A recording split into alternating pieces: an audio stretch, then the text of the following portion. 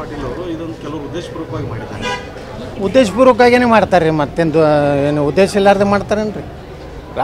ದೇಶದಲ್ಲಿ ಅಸ್ಥಿರತೆಯನ್ನು ನಿರ್ಮಾಣ ಮಾಡುವಂಥದ್ದು, ದೇಶದಲ್ಲಿ ಒಂದು ಭಯದ ವಾತಾವರಣ ನಿರ್ಮಾಣ ಮಾಡುವಂಥದ್ದಕ್ಕೆ ಉದ್ದೇಶಪೂರ್ವಕವಾಗಿ ಮಾಡ್ತಾರೆ. ಅವ್ರು ಹೇಳಿದ್ರಾಗ ಏನು ವಿಶೇಷ ಏನಿಲ್ಲ. ಅವ್ರು ಹಾಗೆ ಅವ್ರು ಹೇಳ್ತಾರೆ.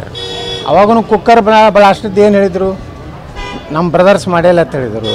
ಈಗ ಆ ಬ್ರದರ್ಸ್ ಏನು ಹೇಳಕತ್ತಾರ, ಕುಕ್ಕರ್ ಬ್ಲಾಸ್ಟ್ ಮಾಡಿದ್ದಕ್ಕೆ ಇದಕ್ಕೆ ಸಾಮ್ಯ ಇದೆ ಅಂತ ಅವ್ರು ಹೇಳ್ತಾರೆ. ಮುಖ್ಯಮಂತ್ರಿಗಳು ಹೇಳ್ತಾರೆ ಅದು ಇದು ಬೇರೆ ಇದೆ ಅಂತ. ಎರಡು ಬೇರೆ ಬೇರೆ ಇರ್ತಾವೆ. ನೋಡೋಣ ತನಿಖೆ ಮಾಡೋದು.